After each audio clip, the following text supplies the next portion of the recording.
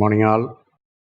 Today, we are going to discuss the last topic of the fifth unit, that is electrical insulating materials. These materials are very important in electrical system because any electrical system it must have a good insulation. Then only the system will operate satisfactorily.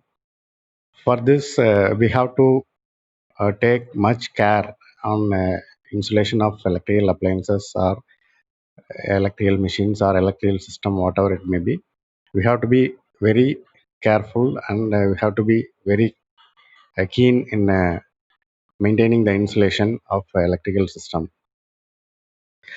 Based on that, we have to consider various procedures and precautions and uh, steps to follow the insulation is very important.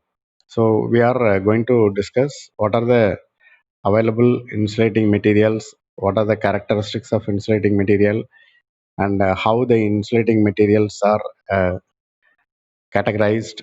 So all these things we are going to study in this. Let us pass on to the presentation. Here the first is introduction. Just we'll have a small introduction about the insulating materials.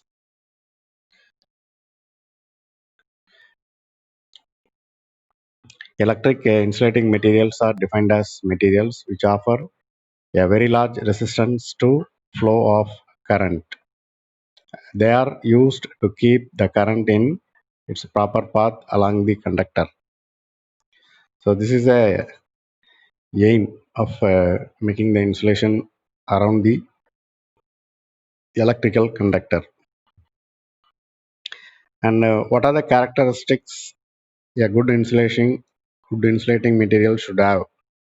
So we have some 14, 15 points for this. Let us have all the points. The characteristics of a good insulating material should have large insulating resistance. That means it must have a very least or the current flow should be zero. And second one is a high dielectric strength. It must have high dielectric strength. Third one, it must have uniform viscosity. The fourth one, it should be uniform throughout. Throughout means wherever you apply insulation, it must be uniform for the electrical conductor so that the electrical system will operate satisfactorily. Next one is least fifth one. It must have least thermal expansion. That means the insulating material should not expand when it is exposed to higher temperatures. So that is important quality insulator must have. Next one, when exposed to arcing, it should not. It should be non-ignitable. When it is exposed to arcing, it should be non-ignitable because the electrical system are subjected to arc and spark when we have switching actions, right? When you open the switch or when you stop a load, particularly for inductance type of load, for example, a ceiling fan, table fan, uh, the appliance which operate based on induction principle, all these things will discharge the energy in the form of arc and spark when it is being turned off. So the insulation is taking place wherever we have electrical system. So when this condition occurs, the insulating material should not burn. So that is an important quality of a insulator. The next one, it should be resistance to oils or liquids, gas, fumes, acids, and alkalis. Uh, Here the important factor is gas fume. Where does it come from? When we have batteries, nowadays we have UPS, uninterruptible power supply systems. Here the battery is having the major role, because the battery is operating on the chemical reaction. When there is a chemical reaction, there will be fume. A fume is formed based on the chemical reaction. Due to chemical reaction, there will be gas formation. That gas formation will be in the form of a fumes. So in this condition, the insulator should not be weak on these conditions. That insulator should have good quality on these kind of issues. Next one is should have no deteriorating effect on the material in contact with it. Actually, the important factor deterioration means when we insulate a material, that is electrical material, it is a conductor. Uh, if we call it as a electrical conductor, around the electrical conductor we insulate with the help of a insulating material. Always the electrical conductor are subjected to temperature rise when there is a current flow through the conductor. So during these circumstances, when the conductor is hard, if you insulate the conductor, the insulating material should not deteriorate due to temperature rise in the conductor. That is also a very important character of a insulating material. The next one is low dissipation factor. Next one is the insulator must have high mechanical strength. Next point is the insulator must have high thermal conductivity. Insulator must have high thermal conductivity. Actually, this is also very important and required parameter for a good insulator, because for example, if we take electrical machine, the conductors are placed in a slot with the insulation and the slots. After that, we will place the conductors in the slot. That means between the conductor and machine part, there will be insulation. So whatever temperature rise in the conductor, that has to traverse from conductor portion to outer portion of the machine. Then only the heat dissipation of the machine will take place. Then only the machine will operate for longer duration without any temperature rise to the abnormal value. Here, the major part played by insulator. The insulator should conduct the thermal effect. Then only whatever temperature rose in the conductors will reach the outer surface of the appliance or machine or whatever it may be. So the insulator must have good thermal conductivity. So this is an important factor. Next one is low permittivity, that we all know, and it must have high thermal strength. It must have high thermal strength. And next one, the free from gaseous insulation to avoid discharges. Next one should be homogeneous to avoid local stress concentration. And next, it should be resistance to thermal and chemical deterioration. So these are the 16 points under the characteristics of a good insulating material. A good insulating material must have all these characteristics. Next one is classification of insulating material. The classification of insulating material based on two parameters. One is according to substance and materials. Second one is according to its temperature withstanding capacity. Next, we pass on to classification according to substances and materials. Here we have three form of substance or material.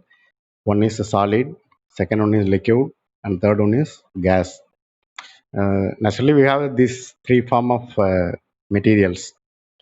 So in all the three form of material, we have insulating material. Example for solids insulating materials are mica, wood, slate, glass, porcelain, rubber, cotton, silk, rayon, terylene, paper, and cellulose materials. And we have so many solid insulating materials. As far as liquid insulating materials are concerned, we have example that is linseed oil, refined hydrocarbon mineral oils, spirit, and synthetic varnishes.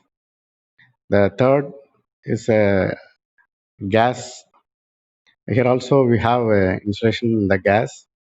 Dry air is the insulator. Carbon dioxide, argon, nitrogen.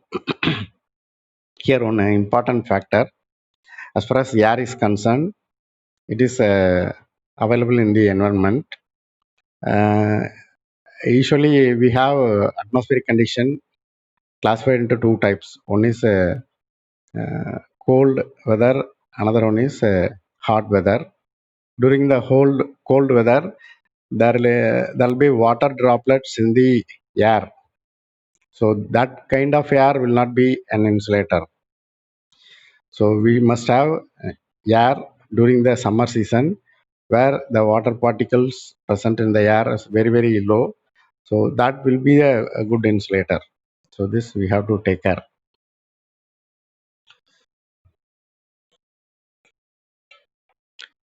Next one is classification according to temperature. Here each insulating material, whether it may be a solid, liquid or gas, each material has its own permissible or withstandable temperature. Based on that, the insulators are classified as different types, and the insulator names are uh, class Y, class A, class E, class B, class F, class H, class C. Here, for each class of insulator, there is a maximum permissible temperature or withstandable temperature. In that, we can see class Y have 90 degree Celsius. This is the maximum withstandable temperature of the class Y insulating material. If the class Y insulating material experiences more than 90 degrees Celsius, then the insulating material will loses its insulating property. So that is the meaning. Second, A class will have 105 degrees Celsius. E class have 120 degrees Celsius. B class have 130 degrees Celsius. F class have 155 degrees Celsius. H class have 180 degrees Celsius. And class C have more than 180 degrees Celsius.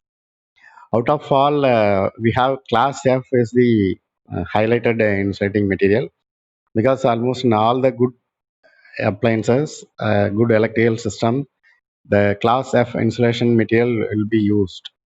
Then only we can make the product worthwhile, and it will be considered as a good one, and will have a very good market value also. In our market also, we have very good electrical appliance or material or a system. Those systems or materials or appliance will have class F insulation. For large machines and very high precise machines, where we will use class H, and very large machines employ where the temperature rise is frequently more than 180 degrees Celsius, then we will go for uh, class C type of insulation. So these are all the classification according to the temperature. Next one is very important information. As far as insulating materials are concerned, it is almost exposed to atmospheric condition. As far as atmosphere is concerned, if it is a dry, there is no problem. If it is moisture content present, then we have to take care. because due to moisture effect on the environmental conditions, there will be problem on the insulating material, and there will be effect. So we have to consider what are the effects of moisture on insulation.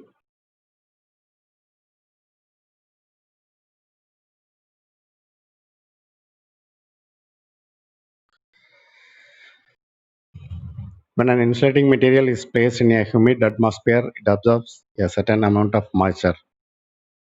The water vapors are absorbed on the surface, then they diffuse, tending to reduce moisture concentration gradient, and finally they are dissolved into lower vapor concentration region.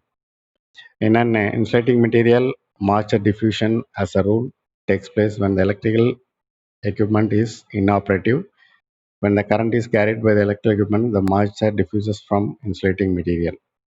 That means it diffuses into the uh, insulating material. That means it enters into the insulating material. Moisture will enter into the insulating material if we keep the electrical machines idle for longer duration or it's inoperative.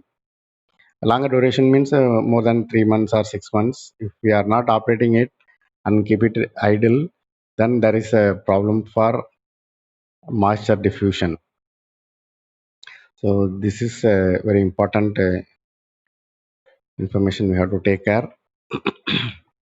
And one more thing, if we keep the electrical machine idle for more than 3 months, then we should not turn on it immediately. So we have to uh, check the insulation of the particular machine, and we should ensure that the insulation is good. Then only we have to turn it on. To check the insulation of the machine, we have the procedure. By Megger, we can check what is the insulation of the material. Usually, for a good insulation, we must have at least a 2.2 megohm, 2.2 megohm minimum. So we can operate it for some time. Better, we should have more than 2.6 megohm for a normal insulation of an electrical appliance. Next one is the effect of moisture on insulating materials. The moisture changes the electrical properties of appliance, and there will be chances for a chemical change due to moisture, and there may be chances for changing physical and mechanical aspect of a appliance. Then we should see what are the electrical properties to be considered for this.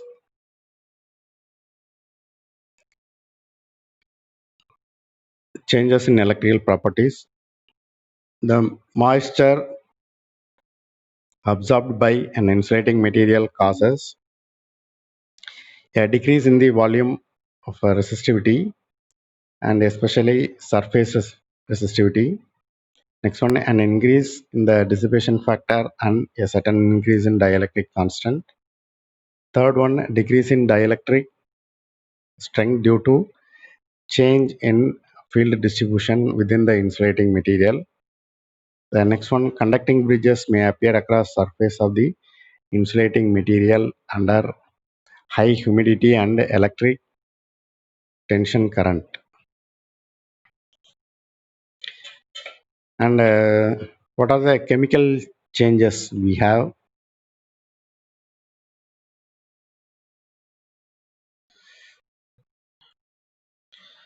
High humidity often causes hydrolysis. Next one, high humidity favors the growth of fungi in some insulating materials, which in turn degrade organic insulating materials.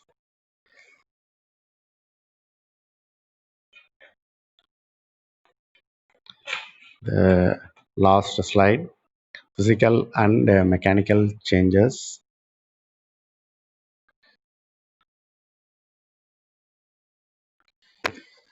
Some materials like plastics polymers and materials filled with cellulose filters swell in the presence of high humidity. Uh, Next one, mechanical strength of the insulating material is reduced in the presence of moisture. So these are all the some of the information you have to have on electrical insulation.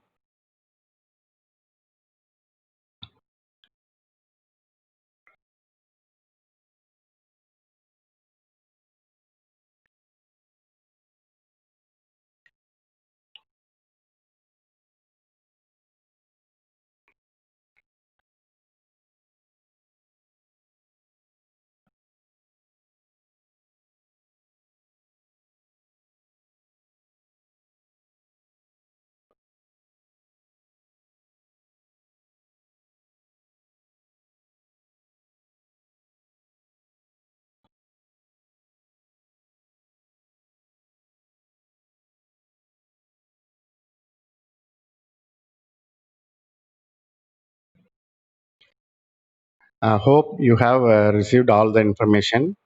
If you have any clarification, you can feel free to ask me and you can clarify your doubts.